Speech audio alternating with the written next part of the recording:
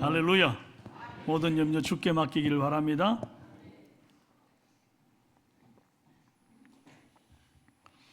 오늘은 비교할 수 없는 말씀의 가치라는 제목으로 함께 은혜 나눕니다. 이번 주부터는 이제 역대하 말씀을 묵상합니다. 역대기서는 제2차 포로기한이 이루어진 이후에 학사 에스라에 의해서 쓰여진 것으로 보는 견해가 유력합니다. 이때는 예루살렘 성전이 지어지고 난 이후로 한 60년에서 70년 가까이 흐른 때인데 혼란과 고난의 시대였어요. 이방인들에게 핍박을 받아서 성벽조차 제대로 세우지 못하던 때였어요. 백성들 속에 우리는 이제 끝났나? 우리 민족에게는 더 이상 소망이 없나? 재건하겠다고 돌아왔는데 되는 게 없네. 이런 마음들이 있을 때였습니다. 이런 회의적인 생각이 만연할 때에 신앙을 더욱더 견고하게 하고 선민으로서의 그 자부심과 자긍심을 높여주기 위한 그런 어떤 목적 하에 기록되어져 있는 말씀이 바로 이 역대기 말씀입니다. 그래서 역대기는 부정적인 기록보다 이제 훨씬 더 좀 긍정적인 부분으로 사람들을 좀 격려하고 세워가는 그런 내용들이 많습니다. 열왕기 상의 내용을 보면 굉장히 선지자적으로 책망하고 꾸짖고 범죄함에 대해서 이렇게 호되게 말씀을 하는데 이 역대기는 비슷한 내용이지만 내용의 목적성이 다르다는 것을 알면 좋겠어요. 그래서 가장 이스라엘 시대 이제 존경받았던 왕 다윗 왕조로부터 기술하기 시작해서 다윗이 언약궤를 시온산으로 모셔온 일과 하나님으로부터 영원한 언약을 다윗이 받잖아요. 이제 이런 것들을 아주 자랑스럽게 기술합니다. 이를 통해서 포로귀환한 이스라엘 백성들이 이제 마음에 용기를 얻고 다시 한번 해보자. 그래, 우리는 택한 백성인데 우리가 신앙으로 한번 일어나 보자. 이제 이런 마음을 갖게 하는 거죠. 그리고 이제 다윗이 성전 건축을 위해 자재를 준비하는 일, 그리고 이것을 다음 세대 아들 솔로몬에게 성전을 짓도록 사명을 넘겨주는 일, 이런 것들이 이제 역대상에 기록되어 있습니다. 역대하는 이 역대상의 바통을 받아서 다윗의 아들 솔로몬이 성전을 준공하는 과정으로부터 시작해서 완공하고 난 이후에 그 지성소의 언약궤를 안치하는 안치식으로부터 이제 서론이 열리는 거예요. 역대하 1장 1절 다윗의 아들 솔로몬의 왕위가 견고하여 가며 그의 하나님 여호와께서 그와 함께 하사 심히 창대하게 하시니라. 이게 이제 1장 1절의 말씀인데 시작부터 솔로몬의 왕위가 견고하게 된 것이 뭐 때문이라고 말하고 있습니까? 여호와께서 그와 함께 하사 심히 창대하게 하시니라 그랬어요. 여호와께서 함께하면 창대해지더라. 거꾸로 하면 여호와께서 함께하지 않으면, 내가 여호와를 떠나면 나는 아무것도 아니더라. 이제 이 놀라운 선언으로 역대하를 시작한다는 거예요. 그러니까 신앙 중심으로 일어서지 않으면 너 아무것도 아니다. 이렇게 출발했다는 겁니다. 그래서 솔로몬이 왕위에 오르자마자 제일 먼저 한 게 뭔가 하니까 이 광야 시대 회막을 이제 두었던 기브온 산당으로 올라가서 그 산당에서 1,000번제를 드림으로 그의 그 왕위에 오른 이후에 사역이 시작됩니다. 1,000번제 후에 여호와께 솔로몬의 꿈에 나타나시죠. 그래서 우리가 잘 아는 지혜와 부와 지식과 재물과 영광을 다 주겠다 이런 말씀을 하십니다.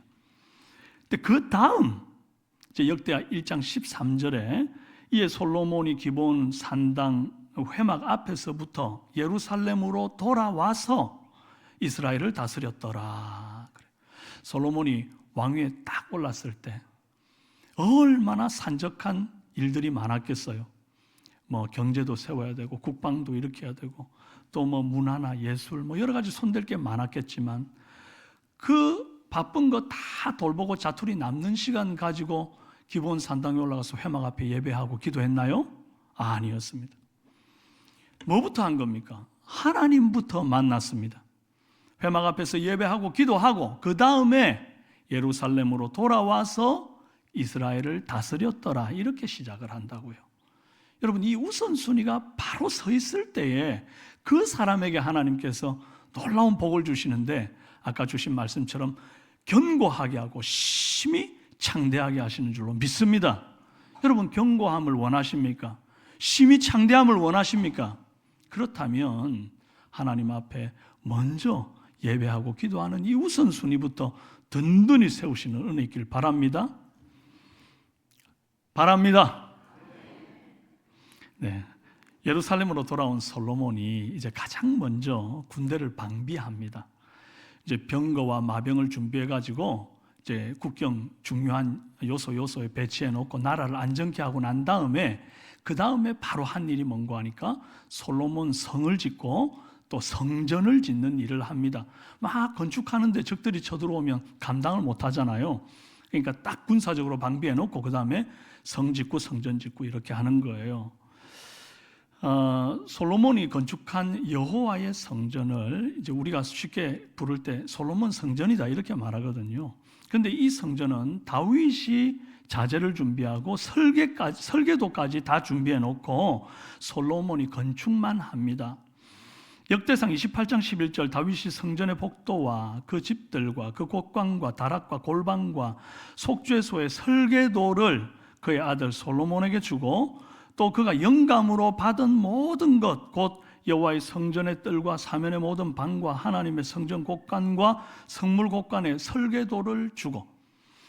그러니까 이 솔로몬 성전은 그냥 솔로몬이 지혜로 와가지고 막 뚝딱뚝딱 엄청 세련되게 멋있게 이렇게 만든 게 아니고요, 다윗 왕에게 하나님께서 영감으로 설계도를 줘가지고 다윗은 주님이 주신 설계도를 그대로 받아 적어가지고 그걸 솔로몬에게 넘겨줬다 이 말이에요. 결국 솔로몬이 지은 성전은 순수하게 솔로몬의 지혜로 된 게 아닙니다. 광야 시대 모세가 지었던 성막도 역시 모세가 순수하게 혼자 다 지은 게 아니죠. 여호와께서 모세에게 이 설계도를 들려주시니까 모세가 그걸 받아 적고, 그 받아 적은 것을 손이 공교한 아주 솜씨가 좋은 장인 부살렐과 오홀리압에게 맡겨가지고 그들이 이제 회막을 만든단 말입니다.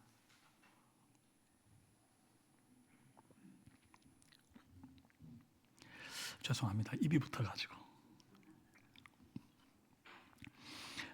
여러분, 이거하고 똑같습니다. 광야 시대에 회막이 그랬던 것처럼 지금 솔로몬 성전도 하나님이 모든 성전과 성물에 대한 설계도를 다 다윗 왕에게 이렇게 영감으로 말씀해 주셨어요.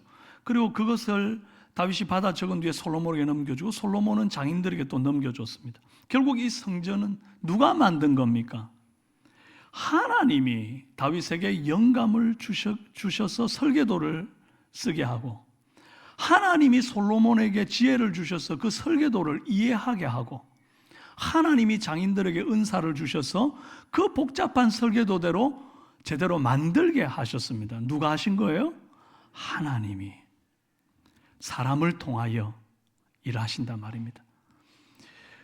그래서 이런 배경 속에서 우리가 이 말씀을 좀 살펴보기를 원합니다.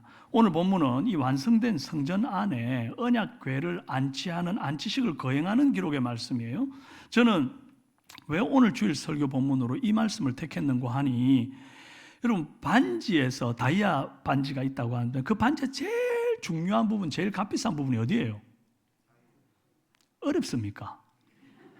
다이아 아닙니까? 다이아. 그러니까 반지를 만들 때 제일 처음에 치수 재고, 그 다음에 금을 녹여가지고 이렇게 링을 만들고, 그 위에 제일 마지막에 방점을 찍는 비싼 다이아를 딱 이렇게 박아 넣어 주잖아요. 딱 그거 같습니다. 성전이라고 하는 반지, 이 케이스를 만드는 거죠. 반지를 딱 이렇게 만들어 두고 거기에 제일 지성소 중간 한가운데 언약궤를 딱 박아 넣는 거예요. 이 언약궤를 제가 다이아라고 말하는 이유는, 비유하는 이유는 그 속에 10여 명의 두 돌판이 들어있기 때문입니다. 이 언약궤를 만약에 사람이라고 한다 그러면 참 새빵살이를 오랫동안 했습니다. 광야에서 처음 만들어졌을 때부터 광야를 계속 유랑하며 다니잖아요. 그러다가 가나안 땅에 들어갔는데도 또 뭐 거기서도 뭐 여기저기 많이 옮겨 다닙니다. 그러니까 이제 옮겨 다니다가 결국 솔로몬 성전에 안착되기까지 약 500년의 시간이 걸렸어요. 열왕기상 6장 1절에 이스라엘 자손이 애굽 땅에서 나온 지 480년이요. 솔로몬이 이스라엘 왕이 된 지 4년 15월 곧 둘째 달에 솔로몬이 여호와를 위하여 성전 건축하기를 시작하였더라. 솔로몬이 솔로몬 성을 13년을 건축하고 또 성전을 7년을 건축해요. 도합 20년 아닙니까? 그러니까 아까 480년 애굽 땅에서 나온 지 480년이고 또 솔로몬이 이렇게 짓는 기간까지 하면 대략 한 500년이 맞습니다. 그 사이에 언약궤는 블레셋에 빼앗겼다가 돌아오기도 하고 또 돌아온 그 언약궤가 아비나답의 집에 있다가 또 오베데돔의 집으로 갔다가 그게 다시 시온성으로 옮겨오기까지 참 새빵살이 많이 살았습니다. 그러니까 이제 다윗 마음에 여호와의 언약궤가 이렇게 정처 없이 떠돌아다니듯이 움직이고 새빵 살듯이 다니는 것이 너무 마음이 안 좋은 거예요. 그래서 정말 제대로 여호와를 위하여 성전 한번 지어서 그 성전 중심 지성소에 이 언약궤를 안치하고 싶은 마음이 있었던 거죠. 그런데 그 일을 하나님께서 다윗을 통해 일하지 않고 다윗의 아들 솔로몬을 통해서 일을 시작하고 또한 마치셨습니다.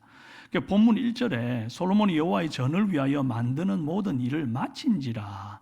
이에 솔로몬이 그의 아버지 다윗이 드린 은과 금과 모든 기구를 가져다가 하나님의 전 곳간에 두었더라 이래요. 그러니까 성전은 이미 완공을 했습니다.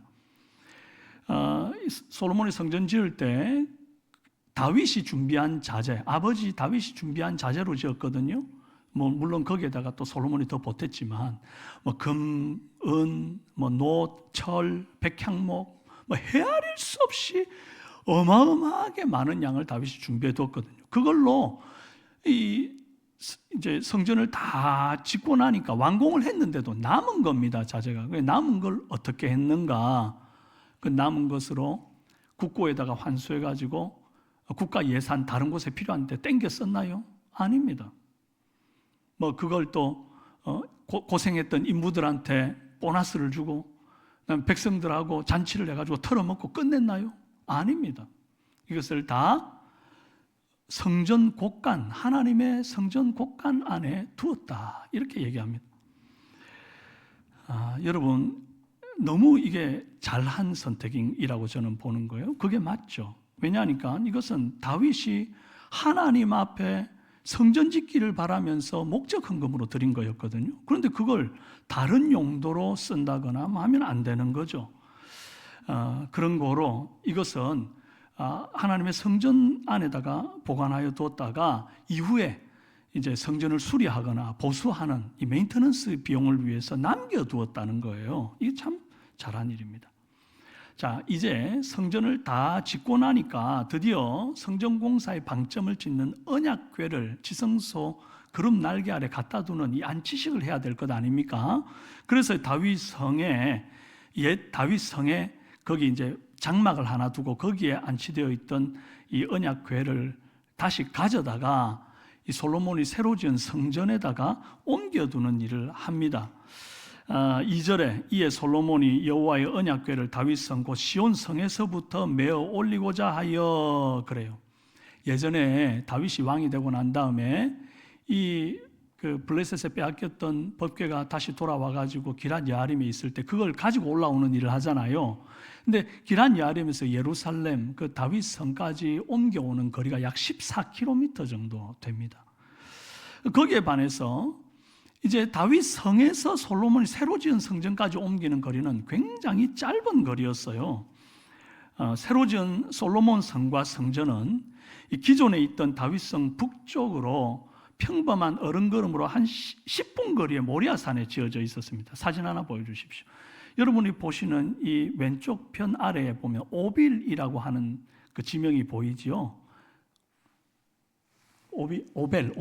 예, 오벨 보이죠. 오벨 아래쪽으로 여기 지금 지도에는 나오지 않는데 요 바로 붙어 있는 아래쪽에 다윗성이 있어요. 그러니까 얼마나 가깝습니까? 바로 위에 오벨이고 그 위에 이제 모리아산이고 거기에 솔로몬 성과 성전이 지어졌다 이 말입니다.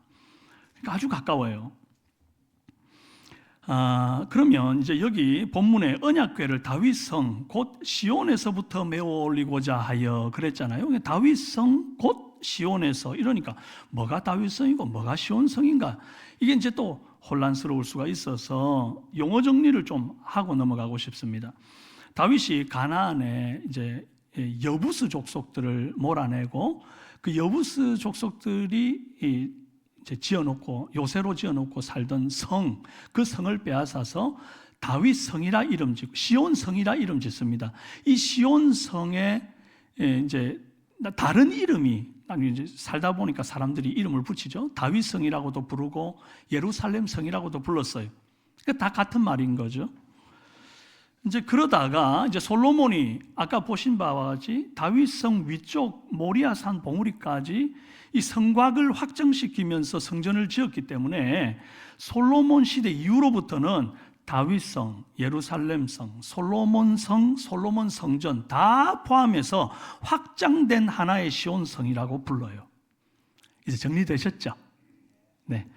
이렇게 이 다윗 성의 장막에 안치되어 있던 이 언약궤를 솔로몬 성전까지 옮겨놓는 과정이 4절부터 6절까지 기록되어 있습니다. 이스라엘 장로 각 지파의 우두머리 또 족장들을 다 모아놓고 레위인 제사장들이 어깨에다가 이 언약궤를 메고 오죠. 그리고 그 뒤로 5절에 보니까 궤와 회막과 장막 안에 모든 거룩한 기구를 메고 올라가되 레위인 제사장들이 그것들을 메고 올라가매 그러는 겁니다. 그러니까 궤만 올라온 게 아니라 모세 시대에 썼던 그 회막과 그 회막 안에 있는 모든 거룩한 구별된 성물들 있죠. 그것까지 다 레위인들이 메고 올라와서 이제 제사장들이 그것을 새로 지은 솔로몬 성전 안에 두었다는 거예요. 언약궤는 다윗성 장막 안에 있었습니다.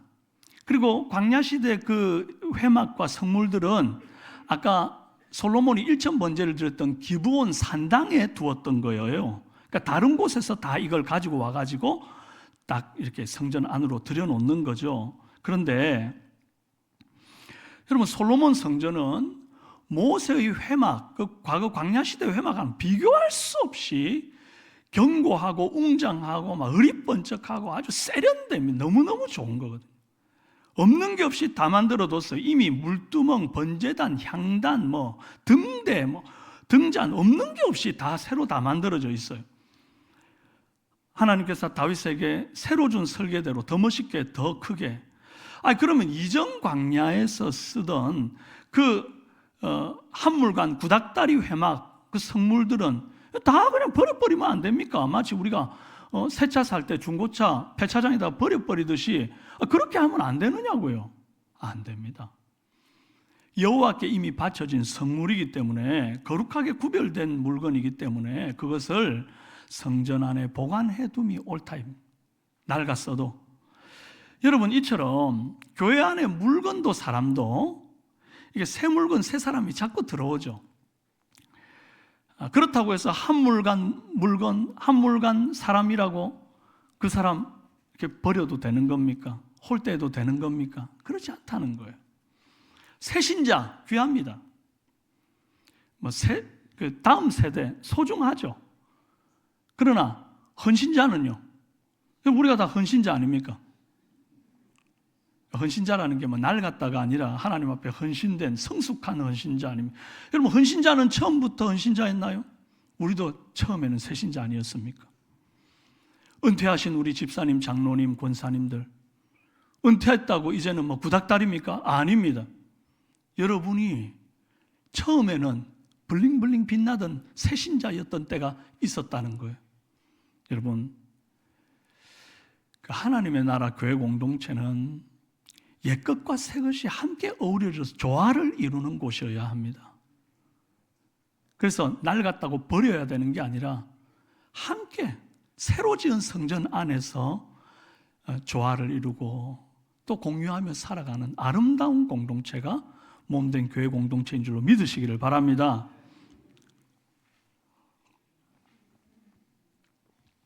자, 언약궤를 옮겨오는 과정을 다시 한번 봅시다.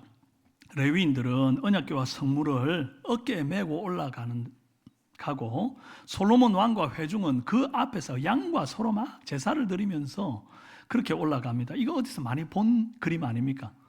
다윗이 아까 그 오베데돔의 집에서 언약궤를 가지고 이제 다윗 그 장막으로 이렇게 옮길 때, 그때 막 하나님 앞에서 춤을 추며 찬송하며 제물을 드리며 그렇게 언약궤를 메고 올라왔던 그때와 굉장히 흡사해 있습니다. 그 당시 다윗이 어떻게 했는가를 잠깐 보면요, 레위인들이 언약궤를 이제 율법대로 어깨에다가 메고 그렇게 갈 때에 6걸음 가고 살찐 소를 한 마리씩 하나님 앞에 드렸어요. 그런데 아까 그 기럇 여아림에서 예루살렘까지 거리가 몇 킬로라고요? 14킬로라 그랬잖아요. 그럼 14킬로면 도대체 6걸음이면 몇 마리 소를 드린 겁니까? 제가 계산하기를 좋아하지 않습니까? 그래가지고 이제 계산을 해봤더니, 여러분, 그 만보를 걸으면 사람 보통 보폭마다 조금 차이가 있으니까 6km에서 8km를 걷는다고 이제 그렇게 이제 요즘 AI가 그렇게 말해줍디다. 만보가 몇 킬로냐 물었더니 6km에서 8km, 보폭마다 차이는 있습니다만 그렇대요. 그럼 우리가 그 중간을 보자고요. 7km. 그러면 7km 정도를 간다 치면 아까 14km면 딱 2배 아닙니까? 곱하기 2 해가지고 2만보. 자, 2만 나누기 6 하면 6보마다 한 마리니까 2만 나누기 6 하면 얼마예요? 3333.333333 이렇게 나옵니다. 그러니까 최소 다윗이 그 언약궤를 가지고 올라올 때 3333마리 이상의 소를 드렸답니다. 대단한 거예요. 그런데 이제 이 솔로몬은 아까 지도에서 본 것처럼 바로 거기서 거기로 옮기잖아요. 근데 그 짧은 거리 안에 이제 그 제물을 드렸으면 이것도 아버지처럼 6걸음에 한 마리씩 했으면 몇 마리 못 드렸을 거예요. 그런데 오늘 말씀해 보니까 헤아릴 수 없이, 셀 수 없이 많은 예물을 드렸다는 거예요. 아버지만큼 긴 거리는 아닐지라도 내가 아버지만큼 예물 드리리라, 뭐 이런 어떤 경쟁이라도 하는 것처럼 정말 많은 예물을 드리면서 그렇게 언약궤를 옮기는 거예요. 다윗이 기럇 여아림에서 언약궤를 옮겨올 때만 해도 솔로몬은 태어나지도 않았습니다. 아직 다윗이 바세바 만나기 전이거든요. 그러면 어떻게 이 아들 솔로몬이 본 적도 없는 아버지의 그 언약궤를 옮겨오는 그 과정과 이렇게 유사한 그때의 이 상황을 재현하는 이런 것을 할 수 있는가? 저는 이것이 신앙의 힘이라고 생각합니다. 다윗은 이전에 언약궤 옮길 때 한번 실수를 한 적이 있습니다. 소가 끄는 수레에다가 언약궤를 메고 오다가 이게 낙원의 타작마당에서 벌쩍 뛰어가지고 떨어지고 우사가 잡다가 죽고 막 난리가 한번 일어났잖아요. 그 실수 이후에 이제 다윗이 솔로몬이 성전을 짓고 난 이후에 언약궤를 옮기게 되면 같은 실수를 솔로몬이 반복하지 않도록 하기 위해서 교육 안 했겠습니까? 솔로몬아, 나는 큰 실수를 한번 했다. 너는 그러지 마라.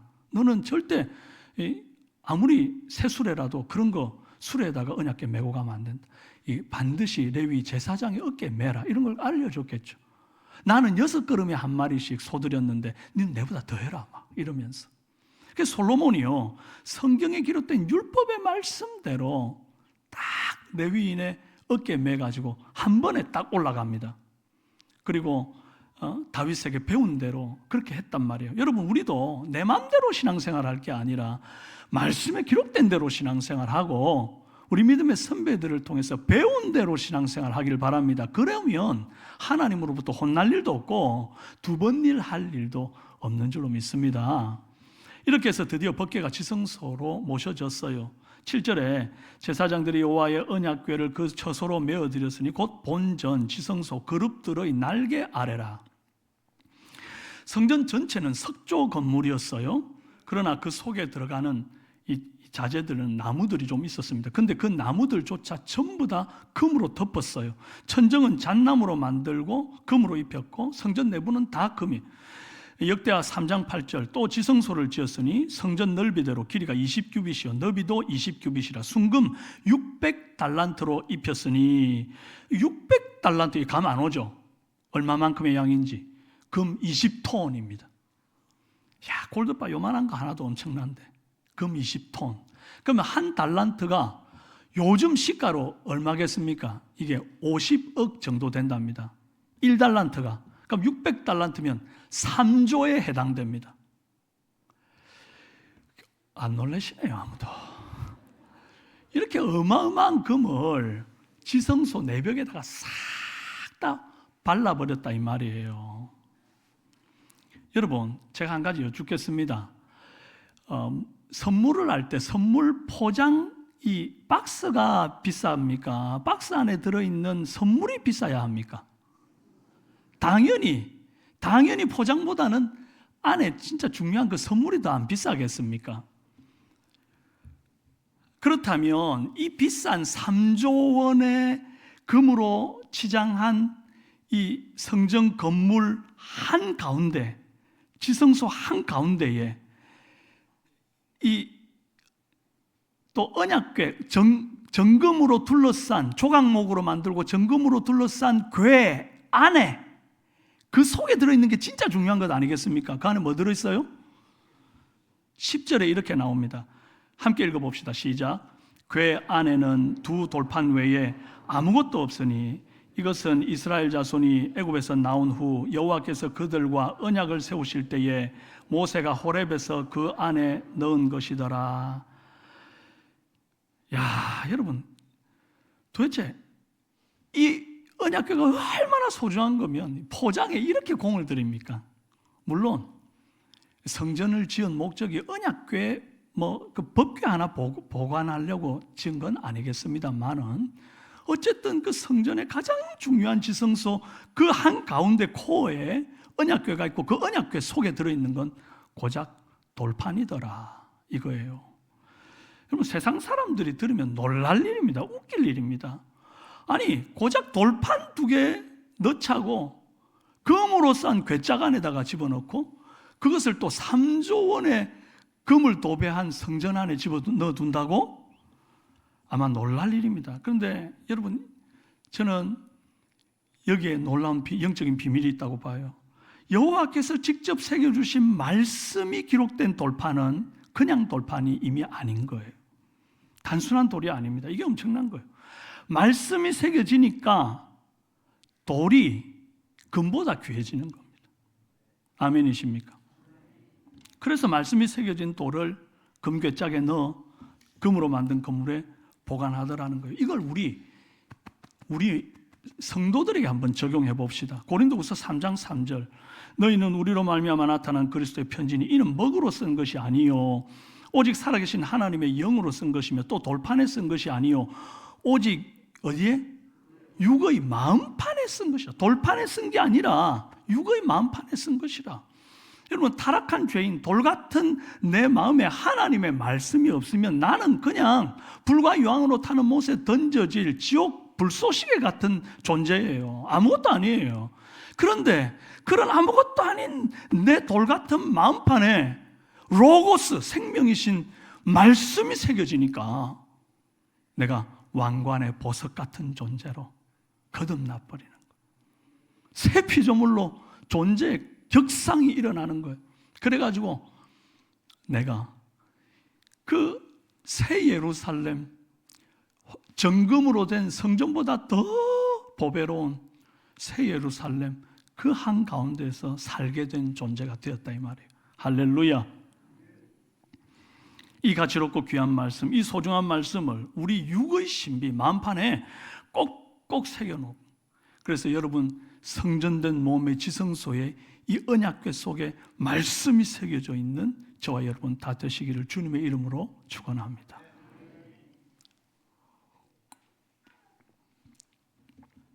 이제 그 소중한 언약궤를 지성소에 안치한 후에 제사장들이 성소에서 나왔어요. 그때 성소 앞에 도열하고 있던 찬양대가 기다렸다는 듯이 일제히 찬양을 시작했습니다. 13절 나팔 부는 자와 노래하는 자들이 일제히 소리를 내어 여호와를 찬송하며 감사하는데 나팔 부고 재금치고 모든 악기를 울리며 소리 높여 여호와를 찬송하여 이르되 선하시도다 그의 자비하심이 영원히 있도다 하매 그때 여호와의 전에 구름이 가득한지라. 여기서 눈여겨볼 게 하나가 있어요. 여호와의 전에 구름이 가득하고 여호와의 영광이 가득한 때가 언제냐 하는 겁니다. 아까 그 중요한 성물인 언약궤가 지성소 그룹 날개 사이에 탁 안치되었을 때 그때 임했나요? 아닙니다. 여호와의 임재의 상징 성물이라 할 수 있는 물체가 자리를 잡았을 때 아무 일도 일어나지 않았습니다. 그러나 성도들이 찬양을 시작하고 이 주님의 선하심과 자비하심을 노래하기 시작하니까 그때에 이 일이 일어났다는 거예요. 이게 뭘 말합니까? 하나님은 종교적인 상징물을 통해서 임재하시는 분이 아니라는 것입니다. 성도가 하나님을 향한 중심의 찬양을 올려드릴 때에 그때 하나님께서 임하십니다. 아멘이십니까? 오늘 우리가 주님을 찬양할 때, 주님을 예배할 때에 주님께서 오늘 이 자리에 영광 가운데 임하신다는 사실을 믿으시기를 바랍니다. 하나님은 상징물에 연연하시는 분이 아니에요. 그것을 정확하게 알 수 있는 힌트가 아까 우리가 읽었던 10절 말씀이에요. 궤 안에는 두 돌판 외에 아무것도 없으니 그랬잖아요. 왜 언약궤 속에 두 돌판 외에 아무것도 없었을까요? 원래 여러분 예전에 성경 공부하신 적 있으신 분들은 웬만큼 아실 텐데 그 언약궤 안에 뭐가 있다고 알고 있습니까? 세 가지. 만나 항아리, 또 아론의 쌍난 지팡이, 그리고 법궤 아닙니까? 그런데 이 두 개가 다 어디 갔냐고요? 여기에 대한 신학자들의 여러 견해가 있습니다. 언약궤를 블레셋에 빼앗겼을 때 이 만나 담은 항아리와 아론의 쌍난 지팡이를 이제 유실했을 것이다. 또 레위인 제사장들이 옮겨 다닐 때에 실수해서 잃어버렸을 것이다. 이렇게 보는 이도 있고, 또 다른 견해는 원래부터 언약궤 안에 들어있지 않고 언약궤 앞에 있었기 때문이다. 이렇게 말하는 경우도 있습니다. 말씀해 보면 언약궤 앞에 있는 부분이 정확히 기록되어 있습니다. 출애굽기 16장 33절에서 34절. 또 모세가 아론에게 이르되 항아리를 가져다 그 속에 만나 한 오멜을 담아 여호와 앞에 두어 너희 대대로 간수하라. 아론이 여호와께서 모세에게 명령하신 대로 그것을 증거판 어디 두어? 앞에 두어 간수하게 하였고. 또 민수기 17장 10절 여호와께서 또 모세에게 이르시되 아론의 지팡이는 증거궤 어디로? 앞으로 도로 가져다가 거기 간직하여 반역한 자의 표징이 되게 하라. 그러니까 언약궤 속이 아니라 지팡이와 만나는 언약궤 앞에 두어라. 어쨌든 그것을 앞에 두어 간직해라 그랬거든요. 지성소에 언약궤 앞에 두어 간직해라. 이게 얼마나 소중한 것입니까? 그러나 어쨌든 이러나 저러나 관리자의 부주의로 이 두 가지는 잃어버린 거예요. 저는 궁금한 게 있습니다. 이렇게 소중한 것을 잃어버렸는데 이게 꽤나 심각한 사안 같은데 왜 하나님은 한마디 갖다부터 말씀을 안 하시나? 이거 잃어버린 사람이 누군지 문책하거나 그것을 정확하게 잃어버린 사람 이름 기록해놓고 대대손손 요거도 먹게 안 하시고 주님이 왜 이걸 그냥 넘어가 버리시나 이런 생각이 드는 겁니다. 예수님이 오셨을 때도 언약궤 어디 있냐고 한마디 하신 적 있습니까? 그 속에 있는 아론의 쌍난 지팡이, 만나 항아리, 법궤 어디 있냐고 한마디 하신 적이 있습니까? 그거 찾으러 돌아다닌 적이 있습니까? 없습니다. 관심 1도 없었습니다. 왜죠? 하나님은 눈에 보이는 것에 연연하는 분이 아니시기 때문에. 왜요? 보이는 것은 잠깐이요, 보이지 않는 것은 영원하기 때문입니다. 눈에 보이는 거 자꾸 연연하잖아요, 성도가. 그러면 하나님이 그거 없애버리세요. 이스라엘 역사상 언약궤가 이스라엘 땅에 없어졌던 적이 한 번 있었지 않습니까? 블레셋과의 싸움에 이 언약궤만 들고 가면 무조건 승리할 거라고 그거 들고 나갔습니다. 하나님 대신에. 그때 하나님께서 이 블레셋에게 언약궤를 빼앗기게 해버렸어요. 이스라엘에서 언약궤를 지워버리셨습니다. 왜요? 보이는 것을 보이지 않는 하나님과 동일시하니까 하나님께서 그것을 오히려 지워버리시는 거예요. 성전도 마찬가지입니다. 성전 안에만 들어가면 뭔 짓을 해도 거룩하고 뭔 짓을 해도 구원을 얻을 것이라고 말하는 그들을 보고 주님이 나 구역질 난다. 문 좀 닫아주라. 그러면서 성전을 아예 그냥 이방인들에게 짓밟히고 초토화되게 하십니다. 눈에 보이는 것을 자꾸 연연하면 하나님이 그걸 싹 치워버린다고요. 뭐 하라고? 보이지 않는 하나님을 바라보라고. 보이지 않는 말씀을 가슴팍에 새기라고. 사랑하는 여러분, 같은 맥락입니다. 보이는 돌판이라고 하는 상징물은 그거보다 더 중요한 것은 기록된 말씀을 지키기로 마음 가운데 작정하는 그 새기고 사는 믿음과 삶입니다. 아멘이십니까? 보이는 만나 항아리라는 상징물보다 더 중요한 것은 매일 아침 만나 같은 생명의 말씀을 내가 받아 먹어야 살겠다면서 주 앞에 나오는 그 보이지 않는 중심인 줄로 믿습니다. 저와 여러분은 오늘 이 말씀이 새겨진 돌비를 보고 기뻐할 것이 아니라 내 안에 있는 신비, 마음판에다가 이 말씀을 새겨놓고 이 말씀에 순종하며 살아가는 은혜 있길 바랍니다. 그럴 때에 여호와의 영광이 여러분의 중심의 지성소에 충만하게 임하는 줄로 믿습니다. 우리 모든 삼성의 성도들이 충만한 여호와의 임재 속에 거하는 은혜 있기를 주님 여러분 축원합니다. 함께